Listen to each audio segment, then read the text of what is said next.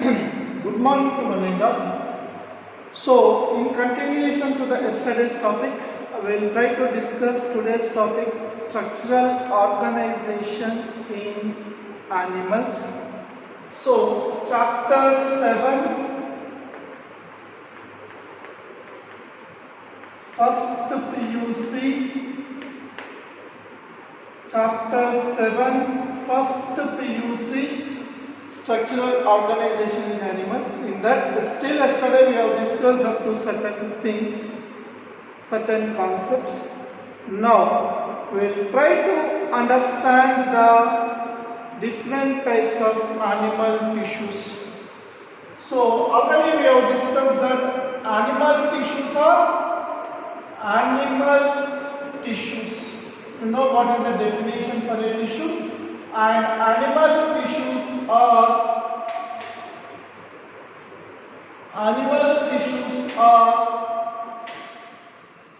four types. How many types? Four. How many types? Four types. What are those? Already we have discussed that epithelial tissue, epithelial tissue. Second one, connective tissue. Third one, neural tissue. Fourth one, muscular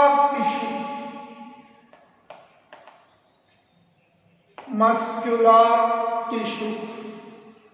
Okay, these are the four types of tissues in animal tissues, which the animal tissues are made up of. Now, first we'll try to understand the muscular tissue and neural tissue.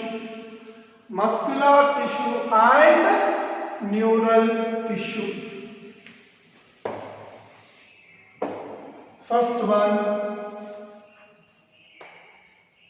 muscular tissue.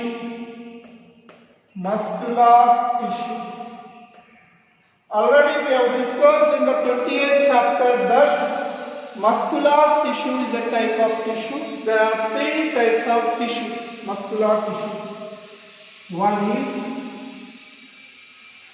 is skeletal tissue.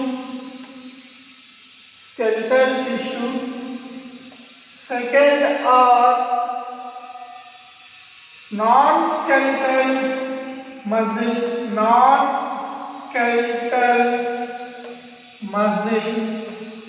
or skeletal muscle, non-skeletal muscle and intermediate muscle. So skeletal tissue, other name is striated muscle, and its function is voluntary. So this is also called as voluntary muscle. This muscle is also called as voluntary muscle. Non-skeletal tissue, they have no striations. So unstriated muscle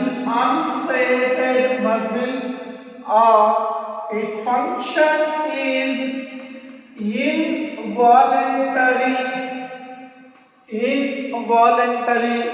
so it is also called as involuntary muscle.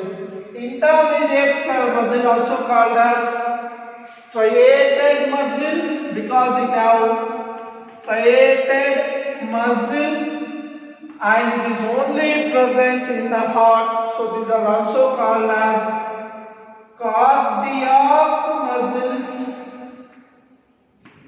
and their function is involuntary, so they are also called as involuntary muscles. They are also called as involuntary muscles.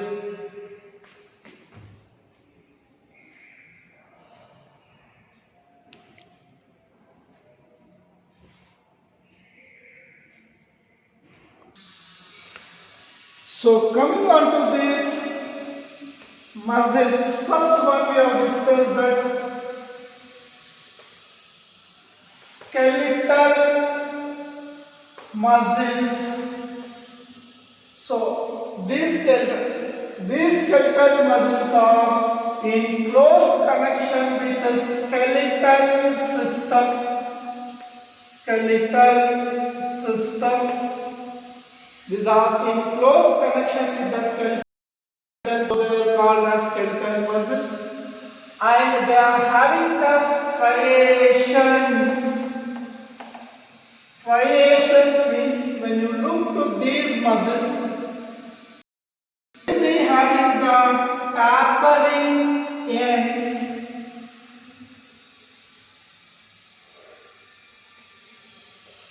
They will be having the tapering ends.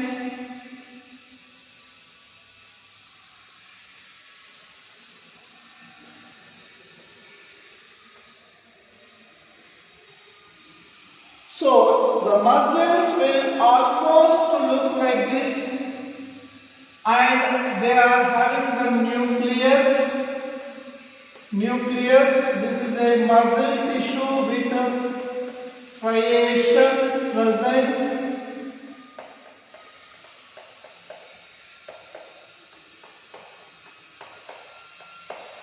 striations present. They are having the tapering ends. You can see the tapered ends. They consist nucleus is syncytium in condition. Nucleus is fused, and they are voluntary muscles. They are called as voluntary muscles, means under the control of brain. They are under the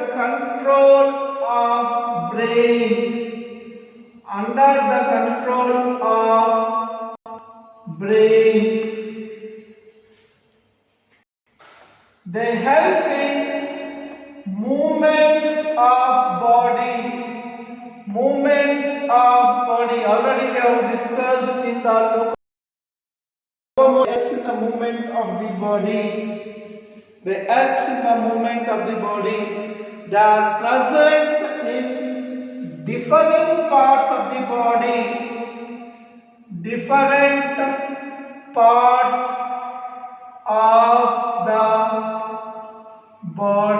are present at the different parts of the body, except in the stomach, visceral region, eyelashes, and also in the heart. But they are present in almost all parts of the body.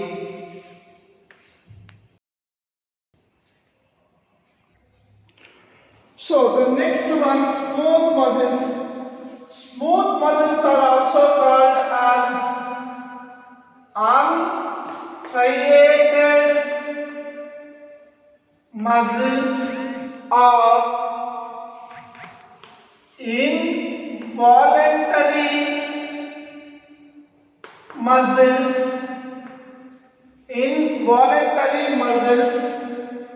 And generally they are present. Location of this, where they are present in the stomach. stomach, lungs, blood vessels and other parts. So the smooth muscles are present in the different locations of our body like stomach, lungs, blood vessels and others. What is the nature of these smooth muscles? They will be having the spindle shape. So this is called spindle shape. So this shape is called spindle shape. They have the spindle shape structure, and you can see the fused nucleus is present. Fused nucleus is present. This is called as syncytium in condition. They are only generally uninucleate. Uninucleate means single.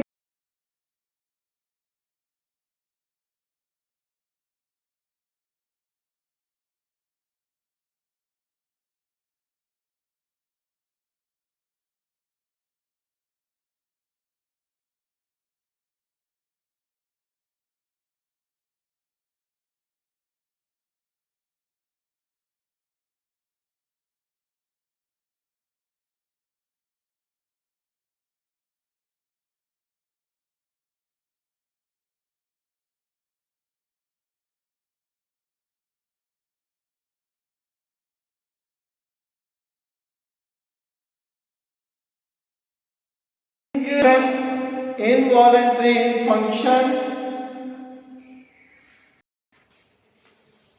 They are involuntary in function, and you can see that the involuntary means not under control of brain. They are not under the control of brain. They are not under the control of brain. So these are some of the characteristic features of the unstriated muscles or smooth muscles. They have a spindle shaped structure. They have a fused nucleus. That fused nucleus condition is called syncytium in condition. Syncytium means fused nucleus. And they are uninucleate, means only one nucleus will be present, that is in the fused condition. No, these lines are absent.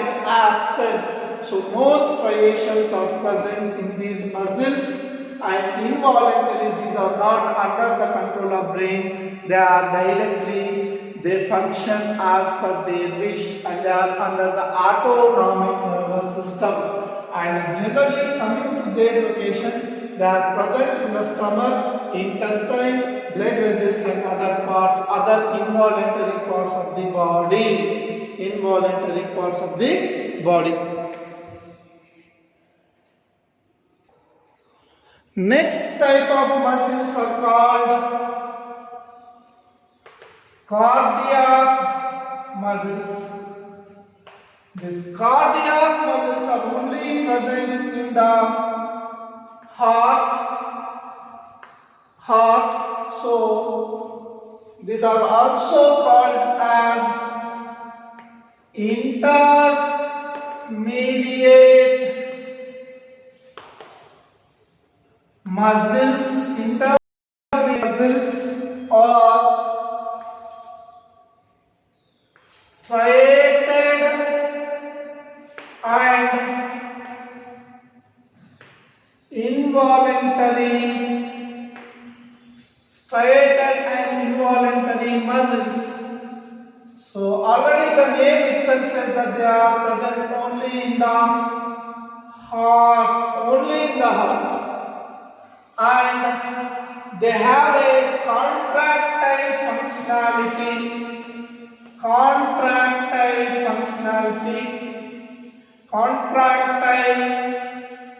function. They are having a function stimulated and contracted. Stimulated and contracted according to the needs. Now these muscles are only specific, they are also having the striations, lines are present and involuntary in function. Involuntary in function. So these are the some of the characteristics of muscles, cardiac muscles.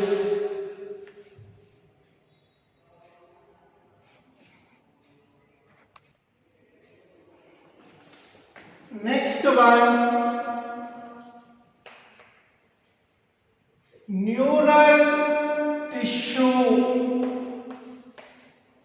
Neural tissue. So in the neural tissue, neuron, also called as nerve cell. This is the composition of the other type of tissue. So this neuron or nerve cell always excitable cells. Excitable cells. So when you study, already you have studied the neuron structure. Neuron is a structural component. Already you know, in a neuron, nucleus is present and there are certain cells as neuroglial cells are also present and the dendrites are present. This part is called axon. These are called nerve terminals. Nerve terminals and axon sometimes covered with myelin sheath. So if myelin sheath is present, they are called as myelinated neurons. If myelin sheath is absent, they are called as unmyelinated neurons. And you can see the nodes of Ranabir. Already you have discussed all those things, so no need to discuss about that. But once again, have a conclusion of this. So what is the major function of this? Protection and control. Protection and control is the major function. Function of this nerve cell is protection and control, and generally you can see that it is 80% brain is composed of neurons and remaining 20% in the complete body. So already you come across the excitation of the neuron and production of the nerve impulses due to the disturbance created and the movement of information from one part of the body to the other body through the reflex action or for the general processing phenomenon. So this is about the important points about the nervous system.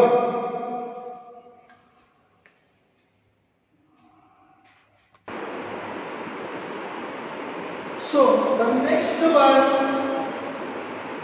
epithelial tissue,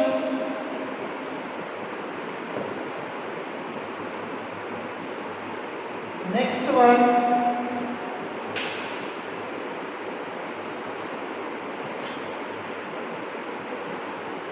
epithelial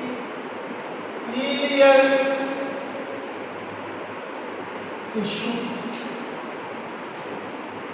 Epi means outer, thelial means covering. So the name itself says that these are covering the epithelial parts of the outer parts of the body. So they can cover outer part, that is to the environment. They will be facing towards the environment. Example here, covering outer part is skin. So it will be facing towards the environment outside. Environment means outside. Or they cover inside of the body, like intestine, buccal cavity, pharynx, or they are covering the liver outer surface, pancreas,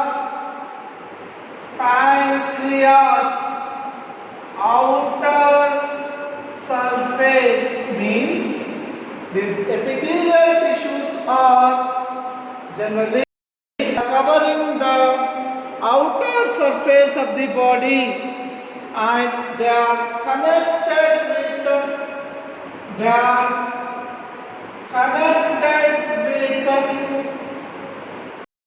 air spaces, air gaps, or intercellular matrix. Means there are two. So here the two different hands connecting, means here it is adjusted, it is cemented. Here we are seeing the bones connected with the different tissues. Like that, epithelial tissue is covered with intracellular matrix.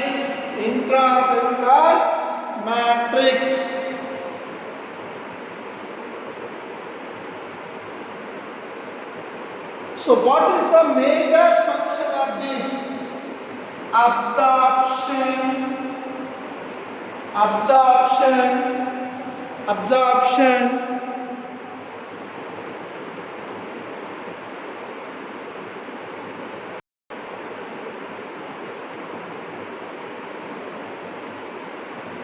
The absorption, excretion, secretion, and transport. What are the functions of these epithelial tissue? So these are four are the major functions of the epithelial tissue. So absorption, it can help in the absorption process, excretion process, secretion process, or transportation process.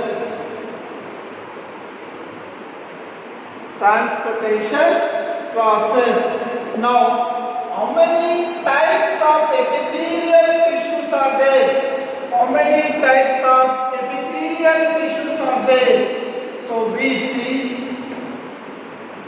epithelial tissues are two types. One is simple, one is stratified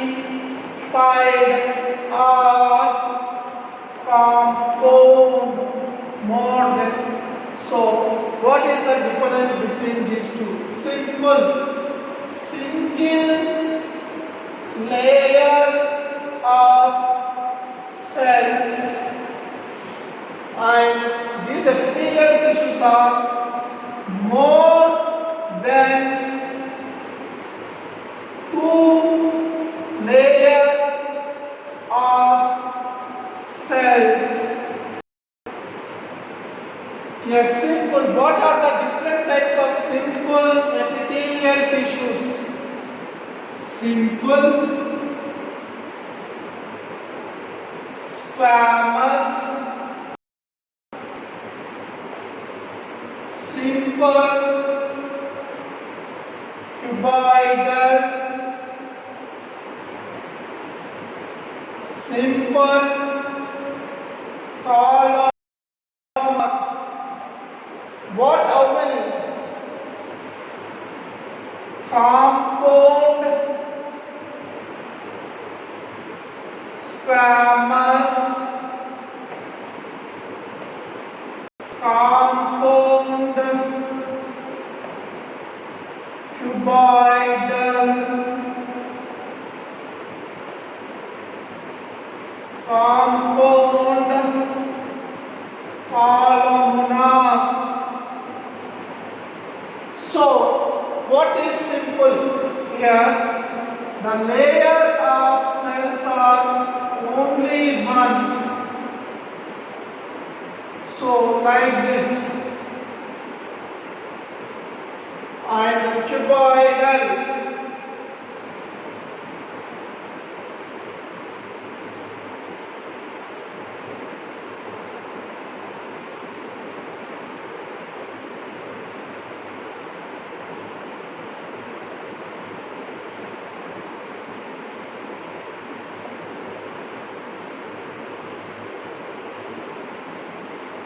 Simple columnar.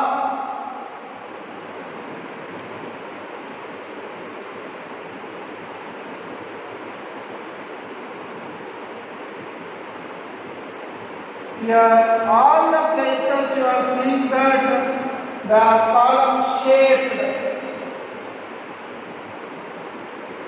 And compound squamous. When you talk about the compound squamous, it can be more than one or one. So here two layers of cells. Two layers of cells. Cuboidal.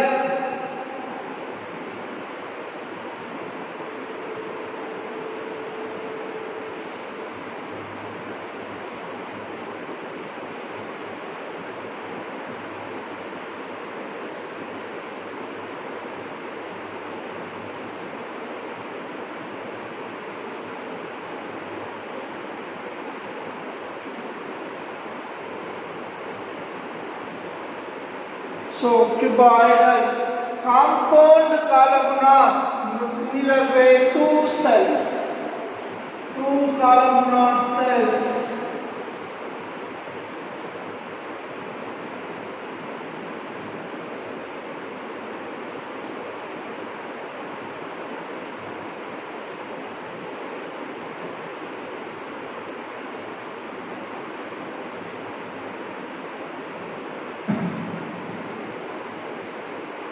So these are the two different types of tissues. These are the two different types of tissues. Related to their functions and their characters will discuss tomorrow. Thank you for the day.